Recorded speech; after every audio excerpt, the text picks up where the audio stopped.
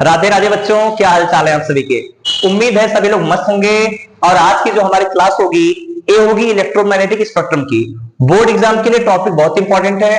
हर बार exam में 2 से 3 number के क्वेश्चन इस टॉपिक से आते हैं और आज जितना भी आपको करा देंगे इससे अलग बोर्ड में कोई क्वेश्चन इसका नहीं आता। तो आज की क्लास बहुत इंपॉर्टेंट है और चलिए हम अब इसे स्टार्ट करते हैं। तो टॉपिक आज आपको जो सीखना है, टॉपिक का नाम है इलेक्ट्रोमैग्नेटिक स्पेक्ट्रम। इलेक्ट्रोमैग्नेटिक स्पेक्ट्रम कि ये स्पेक्ट्रम क्या होता है।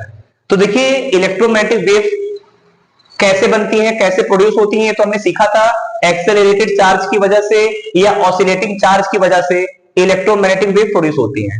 अब उन्हीं को वेवलेंथ या फ्रीक्वेंसी के ऑर्डर में जब हम एक तरीके से लिखते हैं तो जो हमारे पास सीरीज बनती है उसी सीरीज का नाम क्या है, इलेक्ट्रोमैग्नेटिक स्पेक्ट्रम। तो इलेक्ट्रोमैग्नेटिक स्पेक्ट्रम में करना क्या है, जितनी भी वेव्स हैं उन सभी को फ्रीक्वेंसी या वेवलेंथ के एक सीक्वेंस के ऑर्डर में, कि अगर फ्रीक्वेंसी सबसे ज्यादा ऊपर है तो नीचे डिक्रीजिंग ऑर्डर में, अगर ऊपर वेवलेंथ सबसे ज्यादा है तो डिक्रीजिंग ऑर्डर में, या फिर इंक्रीजिंग ऑर्डर में भी लिख सकते हैं। उसी सीक्वेंस का नाम क्या है, इलेक्ट्रोमैग्नेटिक स्पेक्ट्रम। तो डिफाइन कैसे करेंगे, तो डेफिनेशन है इसकी, the sequential distribution of electromagnetic wave in the ascending or descending order of frequency or wavelength. The sequential distribution of electromagnetic wave in the ascending or descending order of frequency or wavelength is known as electromagnetic spectrum. उसी क्या बोलेंगे, electromagnetic spectrum. अब इस spectrum में कौन कौन से part आएंगे उन्हीं के बारे में सीखना है। तो देखिए जो इलेक्ट्रोमैग्नेटिक वेव्स हैं इनके अंदर हमें टोटल 7 वेवलेंथ के बारे में जानना है। अब इन्हीं सातों को एक सीक्वेंस में लिख दें, उसी का नाम है इलेक्ट्रोमैग्नेटिक स्पेक्ट्रम। तो सबसे पहले जो आती है ये आती है सबसे हाई फ्रीक्वेंसी गामा रेज की, इसके नीचे एक्स रेज, फिर UV ultraviolet rays, then visible rays, इसके नीचे इंफ्रारेड रेज, फिर इसे शॉर्ट में आईआर भी बोलेंगे, विजिबल आईआर, देन माइक्रोवेव और सबसे लास्ट में रेडियो वेव्स। अब इन्हीं सातों को मिला लें, इन्हीं सातों को क्या बोलेंगे, इलेक्ट्रोमैग्नेटिक स्पेक्ट्रम। थोड़ा सा इसके बारे में और सीखते हैं। ये जो विजिबल रेज है इसे हम डिवाइड करते हैं, जो हमें दिखाई देने वाला पार्ट है इसकी रेंज होती है वीआईबी विबग्योर, जिसमें जो वायलेट कलर है और रेड कलर, वायलेट कलर की जो वेवलेंथ होती है 400 नैनोमीटर और रेड की होती है 700 नैनोमीटर। तो इस विजिबल रेज की रेंज याद रखनी है, 400 नैनोमीटर से कितना, 700 नैनोमीटर। और जैसे हम ऊपर से नीचे की तरफ आएंगे गामा रेज से रेडियो वेव की तरफ, तो हमारी फ्रीक्वेंसी डिक्रीज कर जाएगी। तो सबसे ज्यादा जो फ्रीक्वेंसी होगी ऊपर गामा रेज, जैसे जैसे ऊपर से नीचे आएंगे फ्रीक्वेंसी कम होगी। तो सबसे कम फ्रीक्वेंसी किसकी होगी, रेडियो वेव्स। तो रेडियो वेव में याद रखना है मिनिमम फ्रीक्वेंसी, और जो गामा रेज है इसकी होती है सबसे ज्यादा, तो हाईएस्ट फ्रीक्वेंसी। कितनी होगी अभी याद करने का तरीका भी सिखाते हैं। फिर जैसे हम नीचे से ऊपर जाएंगे अब इसका उल्टा हो जाएगा, तो नीचे वाले की वेवलेंथ सबसे ज्यादा होगी, तो नीचे से ऊपर जाने पर वेवलेंथ बढ़ती, वेवलेंथ की वैल्यू कम होगी। तो सबसे ज्यादा जो वेवलेंथ है ये होगी रेडियो वेव्स की। रेडियो वेव्स की जो वेवलेंथ लैम्डा है ये मैक्सिमम होगा, और ऊपर जो गामा रेज है इसकी जो वेवलेंथ है इसकी मिनिमम। उल्टा चलता है, गामा रेज में हाईएस्ट फ्रीक्वेंसी तो मिनिमम वेवलेंथ, रेडियो वेव्स में मैक्सिमम वेवलेंथ तो मिनिमम फ्रीक्वेंसी। इन्हीं को पूरा हमें प्रिपेयर कर लेंगे तो यही हमारी जो स्पेक्ट्रम बनेगा इसी का नाम है इलेक्ट्रोमैग्नेटिक स्पेक्ट्रम। तैयार हो जाएगा, इतना तैयार करिए। फिर अब हर किसी वेव की क्या क्या फ्रीक्वेंसी है, क्या रेंज है, क्या क्या यूजेज है, इन्हीं के बारे में समझना है। तो चलिए जल्दी नोट करिए, फिर एक एक का यूज आपको पूरा डिटेल में समझाते हैं करके। जितनी भी इलेक्ट्रोमैग्नेटिक स्पेक्ट्रम में वेव्स हैं, उनकी वेवलेंथ क्या होती है, फ्रीक्वेंसी क्या होती है, क्या क्या प्रोडक्शन है और क्या क्या यूजेस। इनमें देखिए आपको याद क्या क्या करना है कि जो वेव है उनकी वेवलेंथ, फ्रीक्वेंसी का तो अभी तरीका सिखाएंगे, निकाल लेंगे, फिर प्रोडक्शन और यूजेस। और एग्जाम में जब पूछा जाएगा तो कोई आपको यूज दे देगा, पूछेगा कौन सी वेव है, उसकी क्या वेवलेंथ होगी, कैसे उसे हम प्रोड्यूस करते हैं। तो चलिए देखिए, सबसे जो पहली वेव जिसकी वेवलेंथ सबसे ज्यादा होती है उसका नाम है radio wave.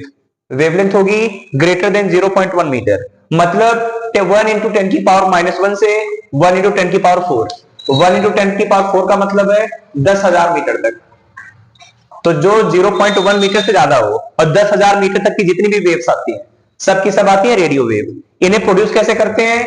Bye the rapid acceleration and deceleration of electron aerials. की जो मोटे मोटे वायर्स होते हैं उसमें electron continue up and down, उसी का नाम है rapid acceleration and deceleration. तो जब इलेक्ट्रॉन का रैपिड एक्सेलरेशन और डी एक्सेलरेशन होता है, तब उसी की वजह से रेडियो वेव प्रोड्यूस होती हैं। क्या यूजेस होते हैं? रेडियो और टीवी कम्युनिकेशन में, सेलुलर फोन्स में, बाकी एस्ट्रोनॉमिकल फील्ड में इनका यूज होता है रेडियो वेव्स का। तो याद हो जाएगा, वेवलेंथ 0.1 मीटर से ज्यादा, production rapid acceleration and deceleration of electron in aerials, uses radio और टीवी कम्युनिकेशन में, सेलुलर फोन और एस्ट्रोनॉमिकल फील्ड। फिर माइक्रोवेव। अभी देखिए जो माइक्रोवेव है ये बहुत इंपॉर्टेंट है, एग्जाम में सबसे ज्यादा माइक्रोवेव पूछी जाती है। तो इसकी वेवलेंथ कहां से कहां तक होती है? इससे कम होगी तो 0.1 मीटर से 1 मिलीमीटर, और 1 मिलीमीटर समझ रहे हैं, 10 की पावर -3 मीटर से 0.1 मीटर।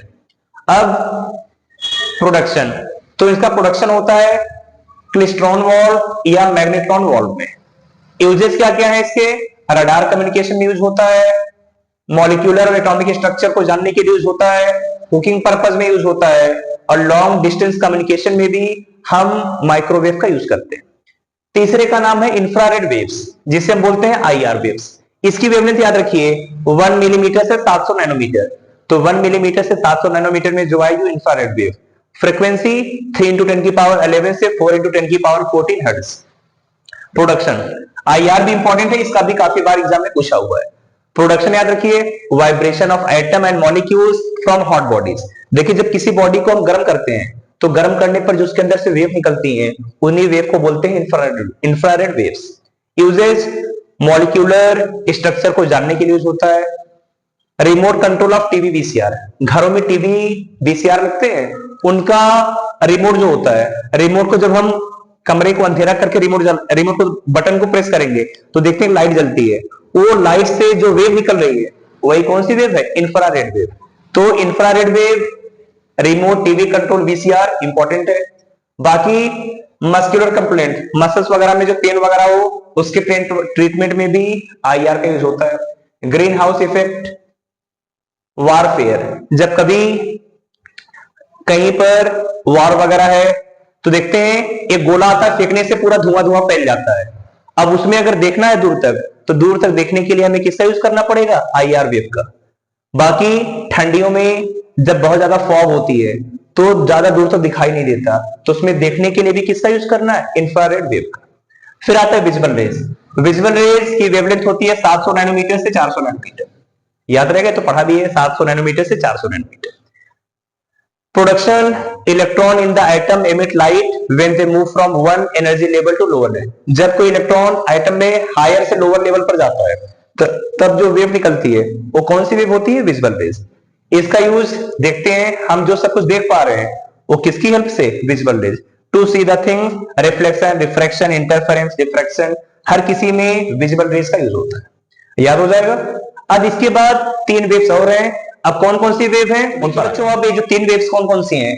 पहली है अल्ट्रावायलेट और एक्सरेज और गामा रेज। अब इनमें देखिए क्या क्या याद करना है कि अल्ट्रावायलेट की जो वेवलेंथ है 400 नैनोमीटर से 1 नैनोमीटर। प्रोडक्शन कैसे होता है? Inner cell electrons in atom moving from one energy level to lower level.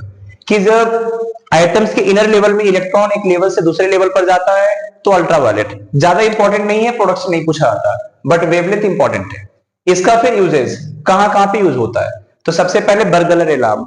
Burglar alarm नाम सुना होगा कि जो बैंक वगैरह में देखा है, बैंक वगैरह में अलार्म लगा होता है, जैसे वहां पे कोई चोरी वगैरह की पॉसिबिलिटी होती है तो अलार्म अलार्म प्रेस करते हैं तो आसपास के जितने भी पुलिस स्टेशन है वहां पे अलार्म बजने लगता है, वहां पे इंफॉर्मेशन मिल जाती है। उसी अलार्म का नाम होता है burglar alarm. There to kill germs in mirrors, खाने को सेफ रखने के लिए भी किसका यूज करते हैं? अल्ट्रावायलेट। इंपॉर्टेंट पॉइंट है, to kill germs in mirrors. To study molecular structure, ठीक है।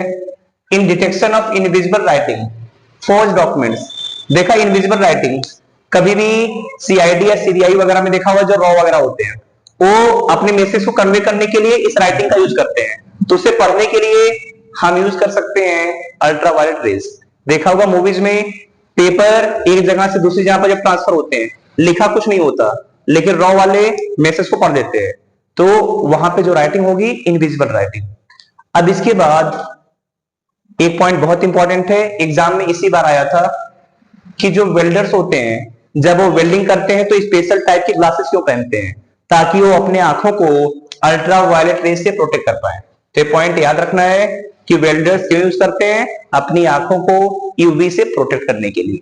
फिर देखिए जो एक्सरे है, अब एक्सरे का नाम तो पता है, 1 नैनोमीटर से 10⁻³ नैनोमीटर इसकी वेवलेंथ है, तो फ्रीक्वेंसी निकल जाएगी। क्या तरीका है अभी देख लेते हैं। प्रोडक्शन इंपॉर्टेंट है इसका, एक्सरे ट्यूब से इसका प्रोडक्शन होता है। यूजेस, मेडिकल में जितने भी डायग्नोसिस करने वाले टूल हैं उनमें एक्सरे का यूज होता है। इन डिटेक्टिंग ऑफ फॉल्ट्स, देखा होगा बहुत सारे जो मेटल्स वगैरह हैं, कुछ मेटल्स जल्दी टूट जाते हैं, कुछ मेटल्स लेट टूटते हैं सेम फोर्स लगाने पर। तो जो जल्दी टूट जाए उसका मतलब उसके अंदर कोई क्रैक रहा होगा, कोई कमी रही होगी, तभी तो जल्दी टूट रहा है।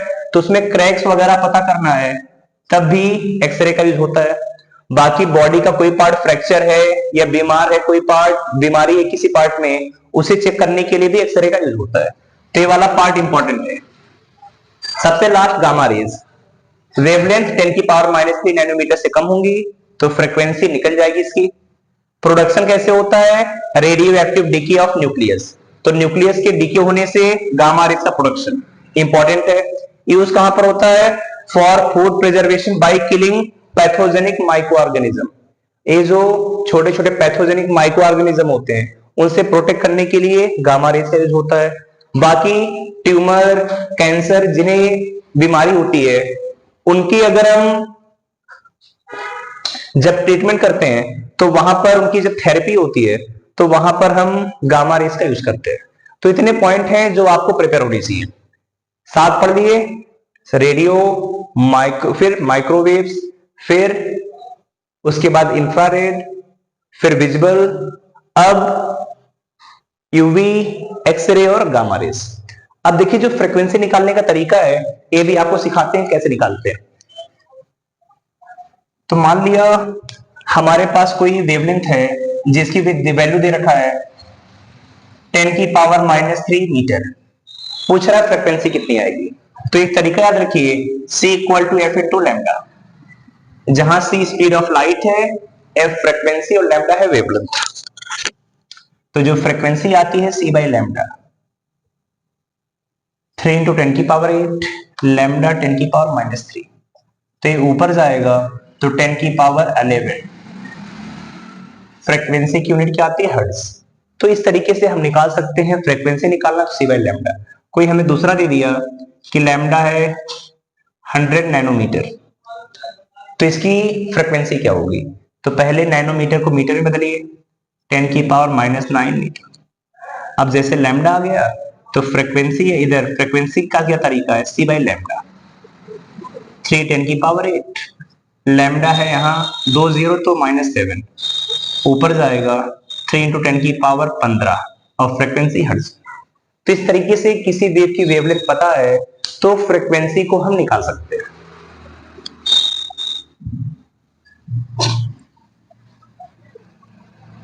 अब ये देखिए जितनी भी वेव्स पढ़ी इनकी वेवलेंथ को हम याद कैसे करेंगे? तो वेवलेंथ याद करने का तरीका है, तो हमें याद रख लेना है। सबसे पहले देखिए 7 रेज है, गामा रेज, एक्स रेज, बहुत इंपॉर्टेंट पॉइंट है याद रखना है, यूवी, फिर विजिबल, इंफ्रारेड, माइक्रोवेव और रेडियो वेव्स। सबसे पहले याद रखिए गामा रेज में लेस देन 10 की पावर -3 नैनोमीटर। फिर एक्सरेज में एक पॉइंट सेम रहेगा, 10 की पावर -3 से 1 नैनोमीटर। देख रहे हैं जैसे जैसे नीचे जाएंगे वेवलेंथ बढ़ेगी, तो 10 की पावर -3 नैनोमीटर, यहां 10 की पावर -3 नैनोमीटर से 1 नैनोमीटर। फिर जैसे अल्ट्रावायलेट में आए तो यहां 1 नैनोमीटर टू 400 नैनोमीटर। अब विजिबल में फिर यहीं से स्टार्ट होगा, 400 नैनोमीटर टू 700 नैनोमीटर। फिर जैसे हम इंफ्रारेड पे आते हैं तो इंफ्रारेड में जो वैल्यू आती है 700 नैनोमीटर से यहीं से 1 मिलीमीटर। फिर ये जाएगा 1 मिलीमीटर टू 10 की पावर -1 मीटर, और रेडियो वेव 10 की पावर -1 मीटर से ज्यादा। याद कैसे रखना है, देखिए गामा सबसे कम है 10 की पावर -3 नैनोमीटर से कम। फिर एक्सरे 10 की पावर -3 से 1 नैनोमीटर। फिर यूवी 1 नैनोमीटर से 400 नैनोमीटर। विजिबल 400 नैनोमीटर से 700। फिर ये 700 यहां पे आ जाएगा 1 मिलीमीटर। 1 मिलीमीटर से फिर यहाँ पे 10 की पावर -1, इधर 10 की पावर -1, ये 400, इधर 1 नैनोमीटर 10 की पावर -3। ये सीक्वेंस है इसे याद करने का। अगर इसे आप तैयार कर लेंगे तो बाकी चीजें बार बार पढ़िए, अच्छे से याद हो जाएंगी। अब ये वाला पार्ट आपको पूरा समझ में आ गया होगा, इलेक्ट्रोमैग्नेटिक स्पेक्ट्रम। अब ये वाला पार्ट पूरा कंप्लीट। अब जो अगला वीडियो आएगा वो आएगा सेमीकंडक्टर का। एक ही वीडियो होगा, वन शॉट, जिसमें पूरा का पूरा कंप्लीट चैप्टर होगा। तो अगले वीडियो में वहां पर मिलेंगे, तब तक अच्छे से मजे से पढ़ते रहिए। मिलेंगे अगले वीडियो में, बाय बाय।